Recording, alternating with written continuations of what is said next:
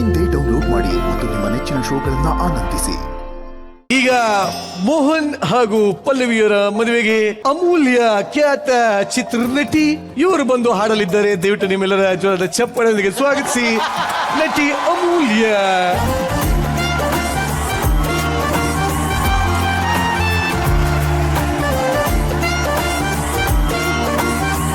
ಕಣ್ಣ ಮುಂದೆ ಬಂದೆ ನೀನು ಅಂದೆ ಮೊದಲ ಕನಸು ಕಂಡೆ ನಾನು, ಆ ಕನಸಲ್ಲಿ ನಾರಾಣಿ ನೀರಾಜನು.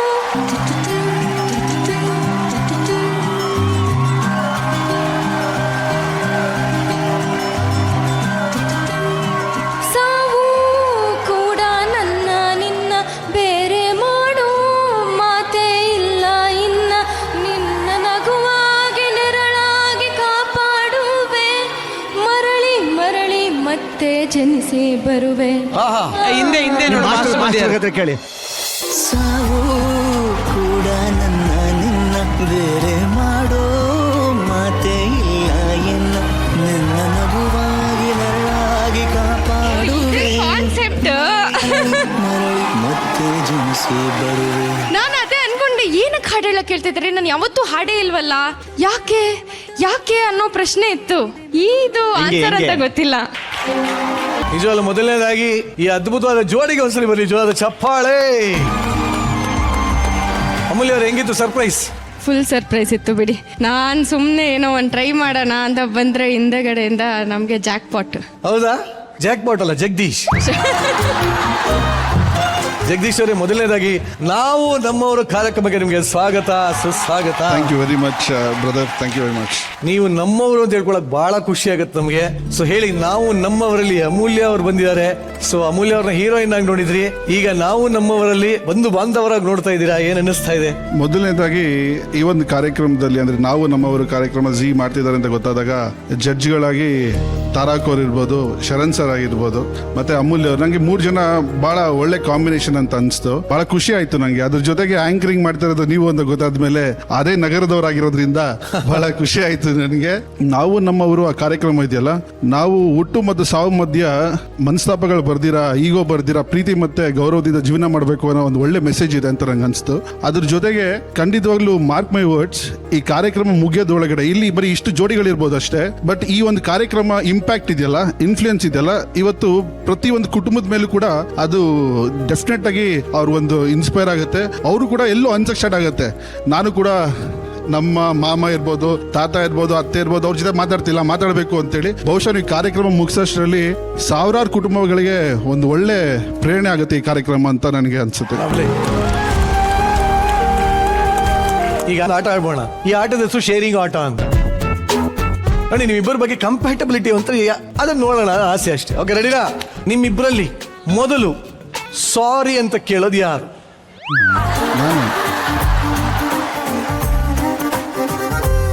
ಆ ಕಡೆ ಕೈ ಮೇಲಕ್ಕೆ ಹೋಗ್ಲೇ ಇಲ್ಲ. ಅದಕ್ಕೆ ನಾನು ಅವಾಗಲೇ ಹೇಳಿದ್ದು, men has to be celebrated. Very nice. ಮುಂದಿನ ಪ್ರಶ್ನೆ, ನಿಮ್ಮಿಬ್ಬರಲ್ಲಿ ಜಾಸ್ತಿ ರೊಮ್ಯಾಂಟಿಕ್ ಯಾರು? ನಾನೇ. ಕೈ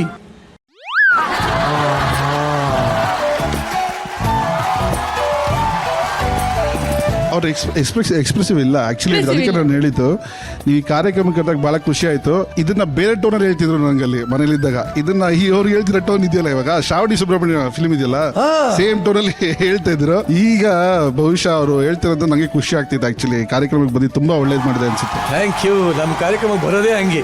ಓಕೆ, ಈಗ ಇನ್ನೊಂದು ಪ್ರಶ್ನೆ ಇದೆ. ಇಬ್ಬರಲ್ಲಿ ಮೊದಲು ಮುತ್ತು ಕೊಟ್ಟಿದ್ಯಾರು? ನಾನೇ.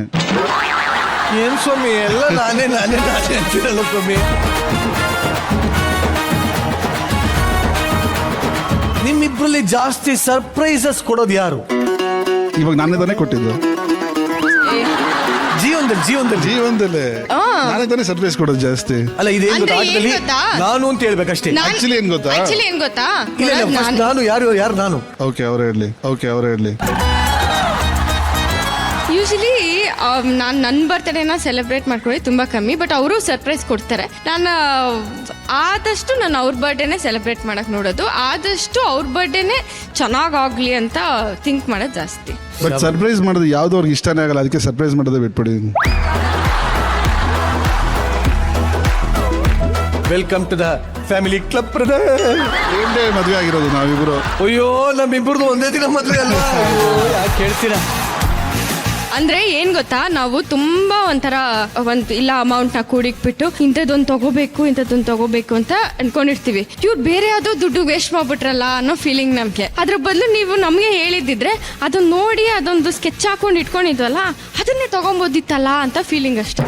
ನಿಮ್ ಸ್ಕೆಚ್ ಎಲ್ಲ ದೊಡ್ಡದಾಗೆ ಇರ್ತದೆ. ಇಲ್ಲ ಅದೇ ಇಲ್ಲ, ಭಯ. ಸ್ಕೆಚ್ ಎಲ್ಲ ತುಂಬಾ ಚಿಕ್ಕದು. ಆಕ್ಚುಲಿ ಇವ್ರು ತುಂಬಾ ಚಿಕ್ಕದಿರುತ್ತೆ. ಒಳ್ಳೆ ಕಡೆ ಚಿಕನ್, ಒಳ್ಳೆ ಕಡೆ ಪಾನಿಪುರಿ. ಅಷ್ಟೇ ಅಷ್ಟೇ ಅಷ್ಟೇ. ಅಮ್ಮೋ, ಈಸಿ ಸೂಪರ್. ಮೇಂಟೆನೆನ್ಸ್ ಮಾ I am that I accept.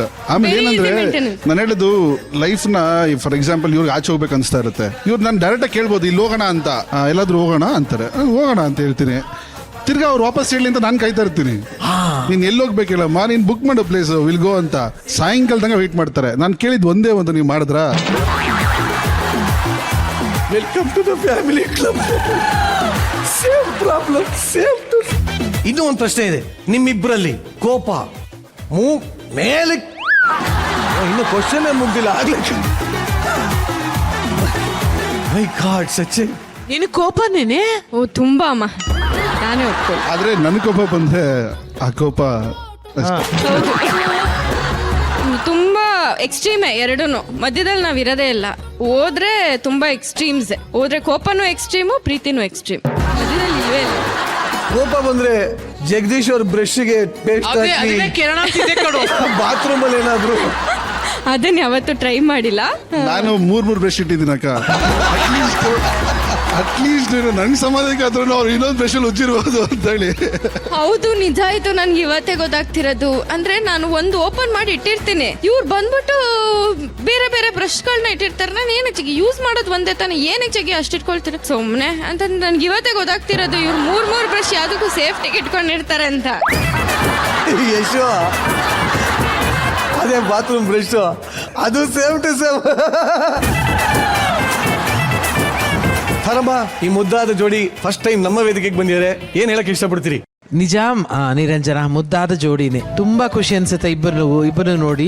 ಸಖತ್ ಖುಷಿ ಆಗುತ್ತೆ ಜಗದೀಶ್. Thank you, ಅಕ್ಕ. ಚೆನ್ನಾಗಿರಿ ಇಬ್ರು ಒಟ್ಟಿಗೆ, ಯಾವಾಗ್ಲೂ ಈ ತರ ನಗ್ನಾಗ್ತಾ ಇರಿ. ಇವಳಿಗೆ ಆಗ್ಲೇ ಪ್ರೂವ್ ಮಾಡಿಯಾಳೆ ಆರ್ಟಿಸ್ಟ್ ಆಗಿ, ಒಳ್ಳೆ ತಾಯಿಯಾಗೂ ಪ್ರೂವ್ ಮಾಡಿಯಾಳೆ, ಒಳ್ಳೆ ಹೆಂಡತಿಯಾಗೂ ಪ್ರೂವ್ ಮಾಡಿಯಾಳೆ. ನೀವಿಬ್ರು ಇನ್ನೂ ಖುಷಿಯಾಗಿರಿ ಅಂತ ನಾನು ಆ ಭಗವಂತನಲ್ಲಿ ಬೇಡ್ಕೊಳ್ತೀನಿ. Thank you ತೋಮಿ.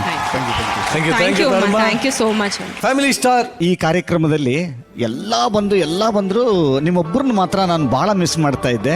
ನಿಮ್ಮನ್ನ ವೇಟ್ ಮಾಡ್ತಾ ಇದ್ದೆ.